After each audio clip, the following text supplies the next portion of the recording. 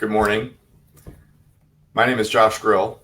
I'm the director of the UC Irvine Institute for Memory Impairments and Neurological Disorders, or UCI Mind.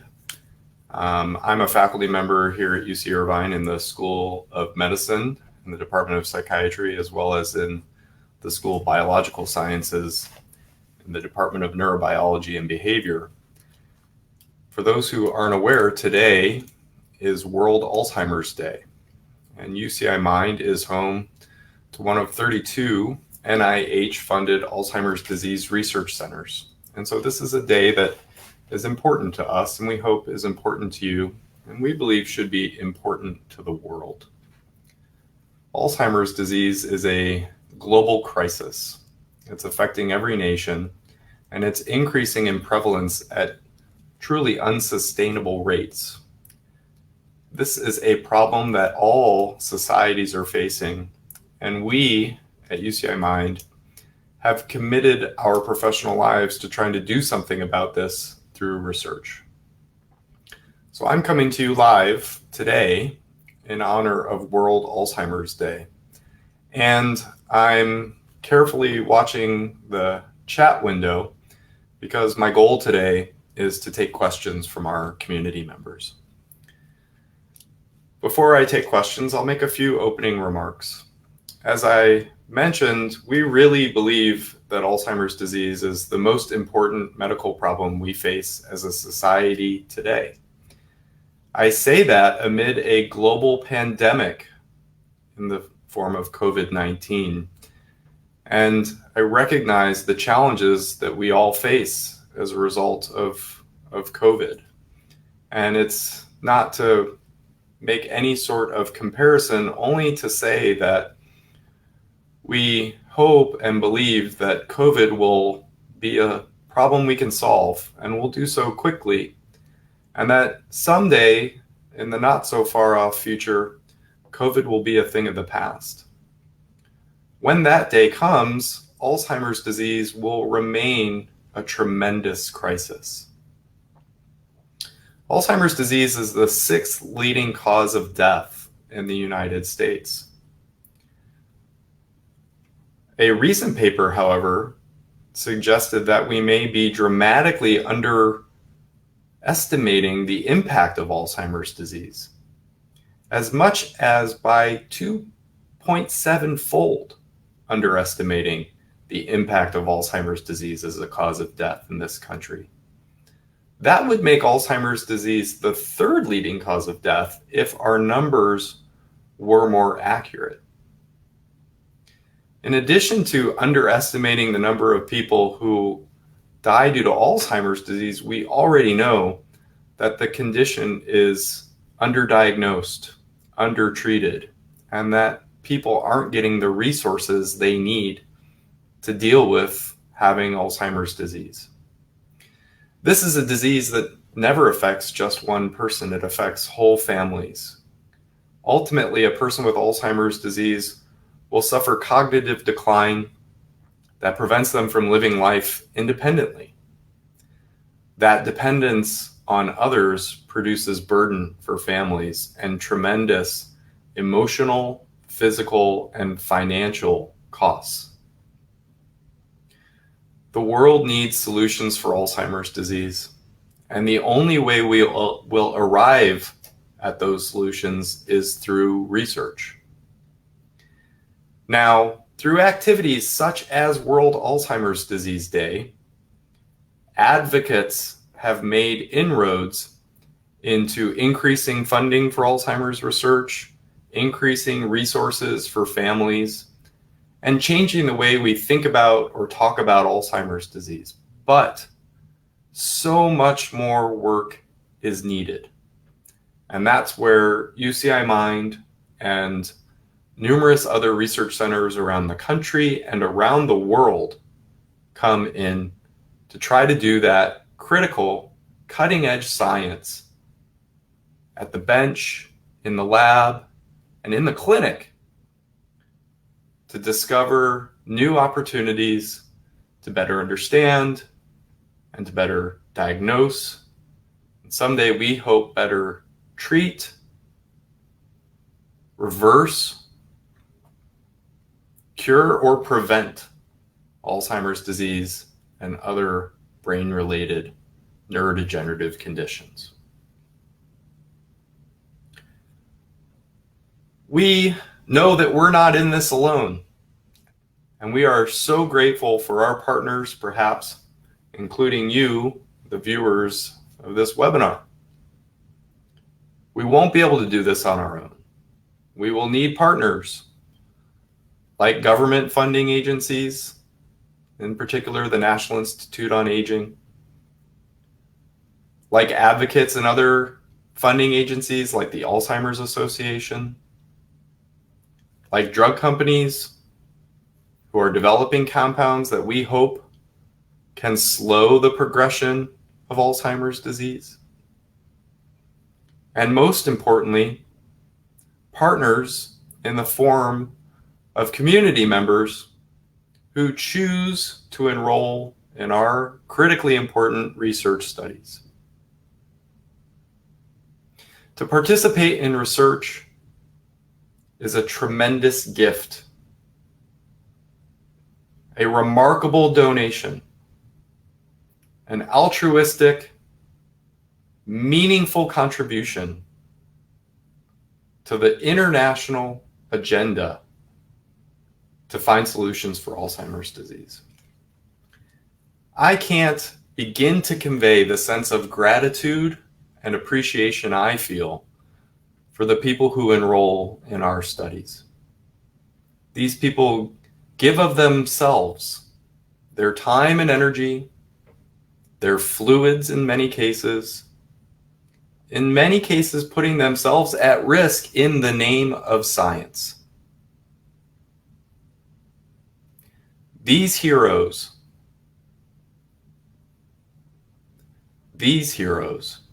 inspire us and will be the reason we will succeed. We need more heroes. We need more advocates. We need to do more. There are 3 ways that I like the community to understand they can help Alzheimer's disease researchers, and I call them the 3 8s. You can advocate, you can donate, and you can participate. If you would like to learn more about UCI Mind, I urge you to visit our web address, which will show on the screen, mind.uci.edu. At this website, you can learn more about our center, find educational materials about Alzheimer's disease and other forms of dementia, learn about opportunities to hear from our many investigators, including more than 50 faculty across more than 15 departments here at UCI Mind. We hope you'll use this information to advocate to your local, state, and federal representatives, telling them that we need more funding for Alzheimer's research and more resources for families in the throes of caregiving for a loved one. You can find information about our philanthropic efforts at UCI Mind. Through private donations, we do a number of important things. We use it to help train the next generation of clinicians and scientists to take care of people with Alzheimer's disease and to join the research fight. We also use it to fund cutting-edge science, what we sometimes refer to as high-risk, high-reward studies. Things that may not work, but if they do, we hope will take us leaps ahead rather than incremental steps. And you can learn about the studies that are ongoing here at UCI Mind to see if perhaps there's a study that's right for you. If you're interested in participating in research, another valuable resource we've created is our Consent to Contact Registry, or C2C Registry. The web address for the C2C Registry is now showing in your screen as well. This is a confidential, free opportunity for especially adults here in Orange County to go online and give us some information about yourself so that we can let you know if there might be a study for which you would be an ideal candidate. Research is always voluntary, and by enrolling in the C2C Registry, you're not committing to actually participate in a study, only granting permission to us to let you know about studies that might be right for you. This registry has matched more than 4,000 people with studies at UCI so far, and counting. If you think participating in a research study might be right for you, we hope you'll consider enrolling in the C2C. Studies are often extremely low burden, such as online surveys, all the way through participating in Alzheimer's prevention clinical trials that recruit from the C2C. UCI Mind is a transdisciplinary research organization bringing together people from many different disciplines to work together to answer scientific questions that they couldn't answer on their own. We're so very proud of our endeavors and our partnerships with the community to move the field forward to find solutions for Alzheimer's disease. With that, I'm going to begin to take questions from our community members. So forgive me for my reading of the chats. A question about whether Alzheimer's is chronic or fatal. And I alluded to this. Alzheimer's disease is a fatal neurodegenerative condition. There's heterogeneity, different experiences from different people, depending on how old they are when they get a diagnosis, the other types of medical conditions they face in their lives. But this is a disease that is progressive, meaning that it gets worse over time and is unrelenting, sadly. And so though the lifespan of a person with Alzheimer's disease may vary, ultimately we do expect that a person with this disease will die from it. And again, this is not something that's always appreciated by medical examiners when confirming a cause of death, and that's led to tremendous underestimations of the total number of people nationally who die from Alzheimer's disease. So this is somewhere in the range of the third to sixth leading cause of death in the United States. I appreciate several chats that are supportive and complimentary. That's so kind. And again, really, we are just part of a larger team that includes advocates, government and nonprofit agencies, and most importantly, the people who participate in our studies. Are there studies we're working on now that we can share with you? For people who want to learn more about specific studies, because it's impossible for me to go through them all, I would really urge you to visit the UCI Mind website, and we'll put that website up again for you. We try to have links to a variety of studies, and there are a lot of studies happening. So if you visit the website, you can learn about studies, especially novel investigational clinical trials. We try to have clinical trials ongoing at all times, including studies to better treat Alzheimer's disease in people who have memory problems. And increasingly, we have a lot of studies in which we're trying to find things that prevent or lower risk for getting Alzheimer's disease later in life. We have observational studies that don't involve drugs. Some people don't like to be in drug studies, so we're always doing a lot of other types of studies. So you can learn about specific studies on the UCI Mind website, or the easier thing is to enroll in the C2C registry. And that way, if there's a study for which you might be qualified, we have your permission to let you know about that specific study. And there are new studies coming up all the time, and we're always looking to fill those studies as rapidly as possible. In fact, one of the greatest barriers to making advances in all areas of medicine, not just in Alzheimer's disease, is the time it takes to fully enroll into new studies. So we developed this tool as a way to try to expedite and accelerate that aspect of conducting research. There's a question about where a person lives. I can say that in the C2C registry, for example, we really built this to be a quote unquote local registry. We really wanted to our goal was 10,000 people, adults here in Orange County. But we know that we have people who are participating from outside of the county and even outside of the state in some cases. We don't preclude people from participating in the C2C. And as mentioned, we've done studies to understand people's attitudes towards things like direct-to-consumer genetic testing. A paper will come out soon about that. We've done studies of people's attitudes towards some of the procedures required in some research studies. So there is an opportunity for people to contribute, even virtually in many cases. And of course, in COVID, we've had to think hard about how to do more virtually, and we're eager to continue much of that work. So no matter where you live, we hope you'll think about participating. Maybe C2C is the right opportunity for you, or maybe you should visit the NIA website to see if there is an Alzheimer's Disease Research Center that's closer to you than UC Irvine. There are 32 in the country. They're nicely outlined in the NIA website. And California actually has more funded Alzheimer's disease research centers than any other state. So please do check out what the opportunities near you might be. If you enroll in the C2C, one thing we've struggled with is how to keep people engaged. And there's a comment about having enrolled in the C2C, but only being contacted once, and we know other people let us know, I still haven't been contacted.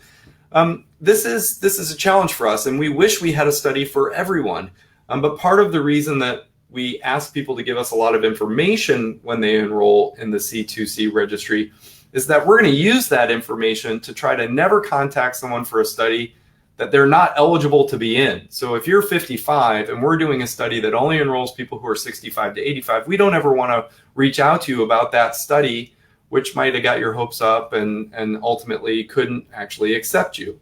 So we ask for information in order to be more efficient. And while we are thrilled when people want to be in studies, one of the hardest parts of my job is telling people who want to be in a study that they can't be. And so we ask for people to be patient, to understand that we are trying to come up with new opportunities for people. And every once in a while, we have studies that enroll every single person in the C2C registry, but that's somewhat infrequent. So if you have ideas about how we can better keep people engaged, we'd love to hear those ideas from you. We do things like newsletters and other opportunities, but we recognize this is a challenge. That people enroll in the C2C and they expect to get a call the following week about the exciting study that needs them. And while that happens for some people, it's not the norm. And especially with the goal of having 10,000 people in the registry, we actually expect that that'll be increasingly a frequent experience. So we're thinking hard about how to make it a better experience for folks who enroll. More questions about locations in C2C. I think I've mostly addressed those. A question about early detection. Heard about eye exams and a blood test for early Alzheimer's disease. A comment from a dear friend. So yes, there is a lot of exciting research. Some of it about opportunities through examination of the retina and other examinations of the eye that I think hold great promise, but recently we've had even more excitement about blood tests. And in fact, at this summer's Alzheimer's Association International Conference, which of course went virtual, I would say that the single greatest area of excitement was new results about possible blood biomarker tests. And indeed, we do believe that blood tests have come a long way, have great promise, and are looking increasingly likely to change the way we someday diagnose this disease and identify people who might be good candidates for clinical trials or eventually for treatments that can slow the course of this disease. And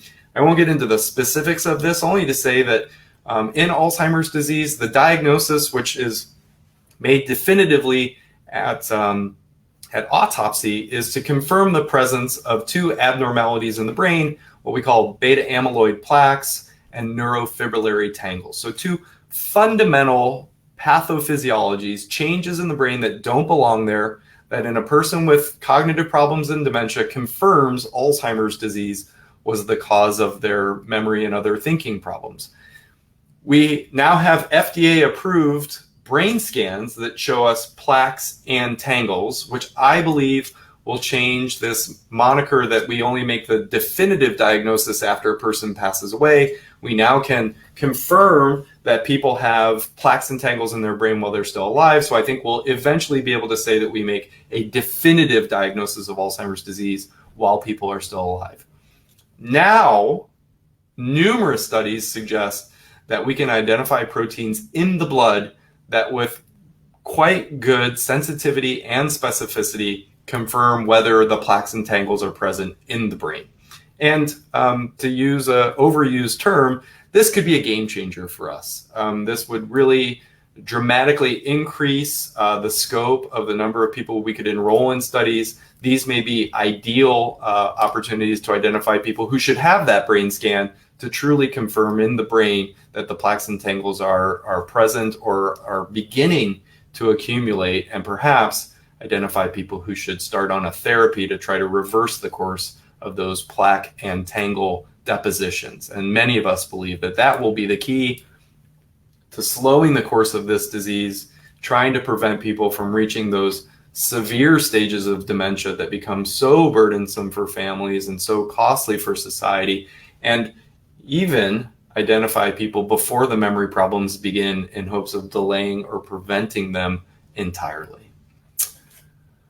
Okay, I see some websites here. Estrogen is important for the brain. Yeah, hormones are definitely important for the brain and have been a very difficult area of study for the field. It's not my area of expertise.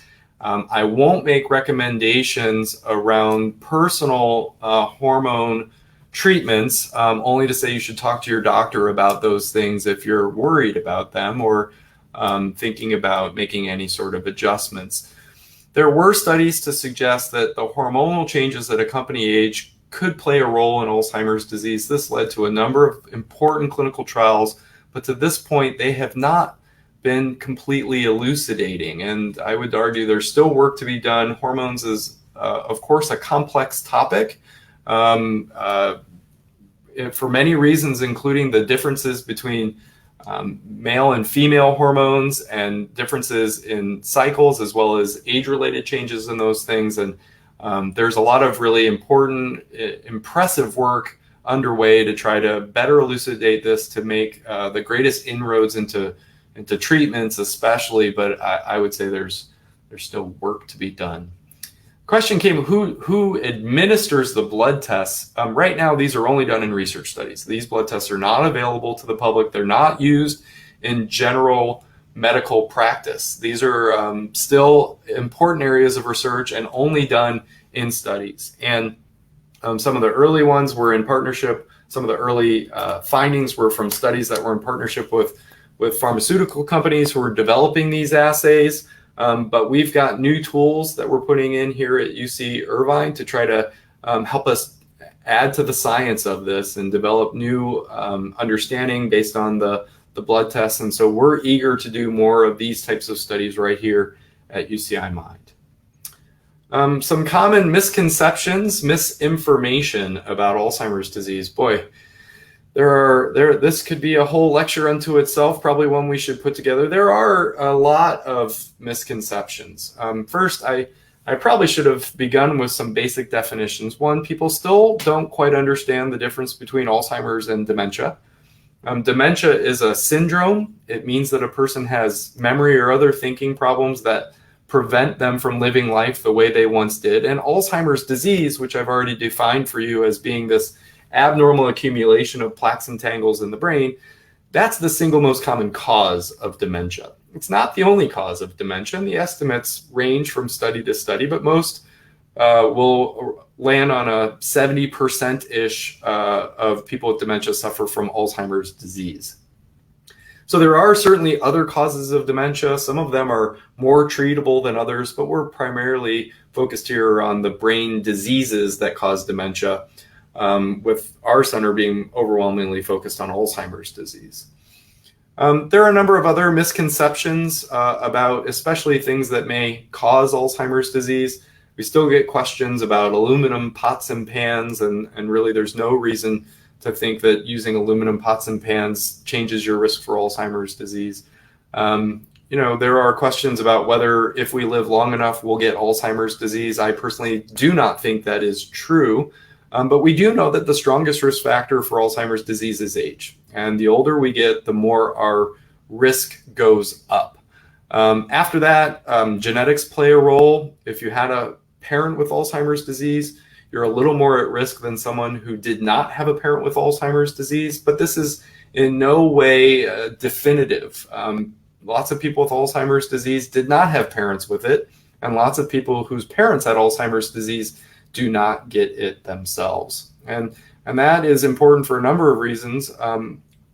One, people need to understand that they don't necessarily have a fate to get Alzheimer's disease. And two, it's estimated that about half of the risk for Alzheimer's disease is genetic, meaning the genes we got from our parents. The other half is based on the way we live our lives or lifestyle related. And this means that there's a role for the person to have in their own Alzheimer's risk. And doing things like exercising, eating a healthy diet that includes regular consumption of fish and dark green leafy vegetables, and avoiding things that increase risk like sedentary behavior, high cholesterol, high blood sugar, high blood pressure. These things can have a meaningful impact on whether you get Alzheimer's disease in your future. And so we strongly recommend people to take every step they can to lower their risk for Alzheimer's disease. Are there ways high school students can engage UCI Mind? We actually don't have a lot of ways for high school students to engage UCI Mind, although we are working to try to develop some. We do get to the local schools with some infrequency, I would say, but we have a trainee organization that you can read about on our website called Remind, which is composed of really brilliant young graduate students and postdoctoral fellows here in the labs and programs at UCI Mind. They will go out and deliver STEM or STEAM education to local schools. Sometimes we have local schools come here when people are allowed to visit us. And we want to do more of that because we recognize the value of UCI Mind to the local community and the need, and it's certainly something that we're committed to, the need to train the next generation of Alzheimer's disease clinicians and scientists. So we are hoping to do more in that regard. So I see that I have about 1 minute left, and I will make one last ask that you remember my 3 8s, and that you today on World Alzheimer's Day take a step, do something in honor of this important recognition. If you have a friend or family member with Alzheimer's disease, call them, see how they're doing, check in on them and their loved ones who might be their primary caregivers. Tell them you're thinking about them on this day and that you're committed to helping our country and our society do something about Alzheimer's disease. And if you don't have a family member and you want to get in the game, think about becoming an advocate, think about enrolling in the C2C Registry, or urge someone else you know to enroll in the C2C Registry. We're all in this fight together. We are so honored to do this with the people who participate in our studies, and we simply will not rest until we achieve our mission of a world without Alzheimer's disease. So thank you very much for joining us today, and enjoy the rest of your World Alzheimer's Day.